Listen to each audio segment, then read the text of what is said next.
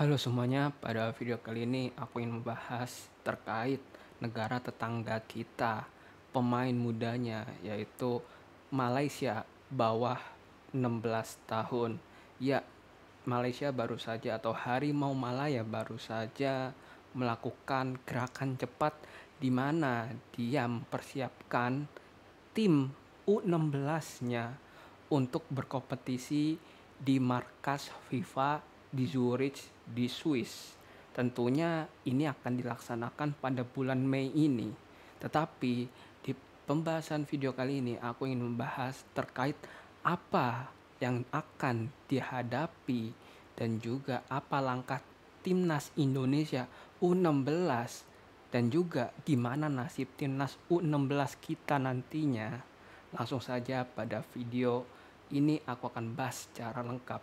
Yang pertama, tentu aku ingin membahas terkait turnamen ini diikuti oleh 6 tim, di mana 6 tim ini terdiri dari 6 konfederasi FIFA dan juga terbagi ke dalam 2 grup.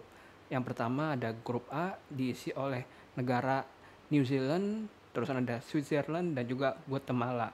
Kemudian di grup B ada Tunisia, ada Paraguay dan juga ada Malaysia. Tentu yang jadi sorotan di mana di sini ada Malaysia yang sudah mempersiapkan tim U16-nya bisa bermain di kompetisi yang sangat besar dan juga melawan negara-negara yang kita tahu memiliki pengalaman pemain-pemain seniornya yang baik. Oleh karena itu ini merupakan langkah dari Malaysia untuk mengembangkan pemain mudanya supaya bisa berkembang lebih cepat. Tetapi yang menarik kita tahu bahwa kita juga punya U16 yang nantinya akan bermain di Piala Dunia.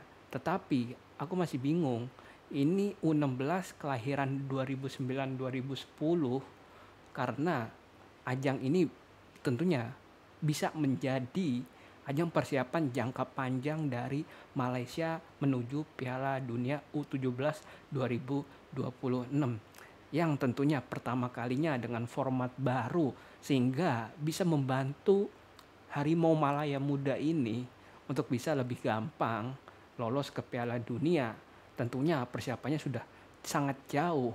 Kemudian juga yang kita tahu bahwa ini artinya Malaysia sudah mulai start terlebih dahulu untuk mempersiapkan timnya untuk biasa ke Piala Dunia di 2027 nanti dan sudah bisa membentuk timnya dari kemarin-kemarin tentunya sekaligus ini menjadi tujuan utama dari Harimau skuad muda Harimau Malaya untuk bisa ke Piala Dunia U17 mendatang.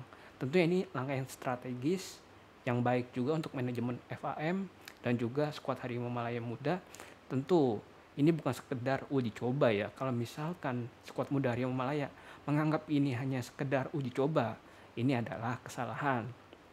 Tetapi jika ini merupakan suatu pelatihan atau suatu tes ujian mental untuk pemain-pemain dari Harimau Malaya Muda, tentu ini merupakan hal yang sangat bisa dijadi pembelajaran ke depannya untuk skuad muda Harimau Malaya.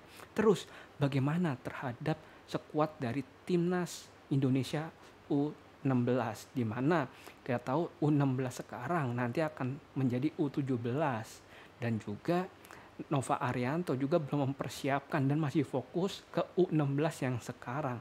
Lalu bagaimana terhadap nasib dari U16 dari timnas Indonesia? Tapi tenang aja teman-teman bahwa kita punya banyak banget segudang pemain-pemain berbakat di Indonesia.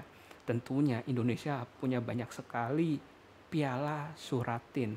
Piala Suratin kan ada U17, tetapi di sini Piala Suratin sekarang sudah merambah ke yang lebih muda di mana ada Piala Suratin U15 dan Piala Suratin U13. Tentu pemain dari timnas U16 sekarang itu beberapa ada yang berasal dari Piala Suratin U16 atau di bawahnya. Oleh karena itu untuk teman-teman yang iri dengan Harimau Malaya Muda yang sudah bertanding melawan Paraguay, yang melawan Tunisia atau melawan tim-tim di Eropa, jangan khawatir karena timnas Indonesia sudah mempersiapkan diri untuk bisa mendevelopment pemainnya di Indonesia.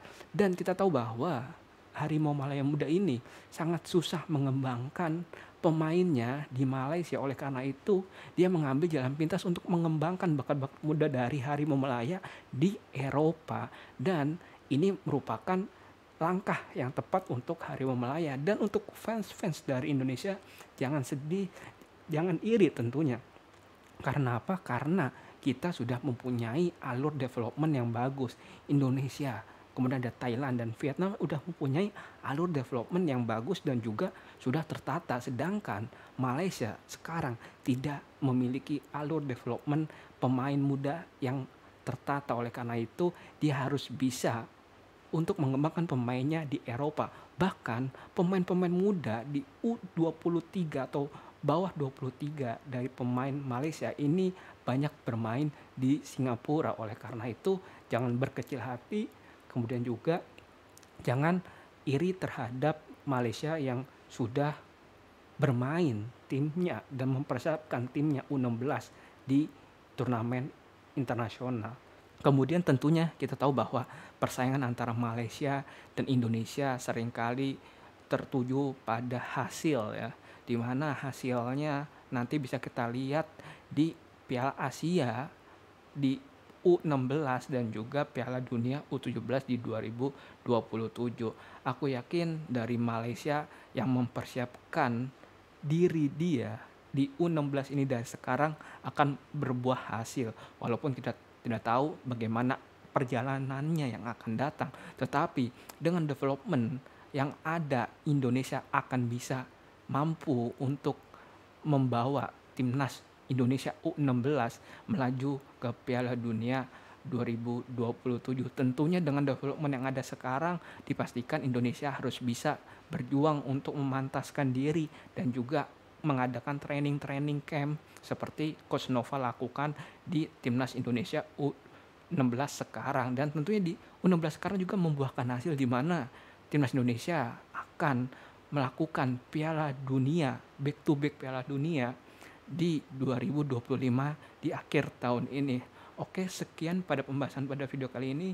Jika kalian ada saran, masukan atau pendapat, kalian bisa komen di kolom komentar. Jika kalian ada saran atau kritik terhadap videoku, kalian juga bisa komen di kolom komentar. Sekian pembahasan pada video kali ini. I love you all. Thank you and bye-bye.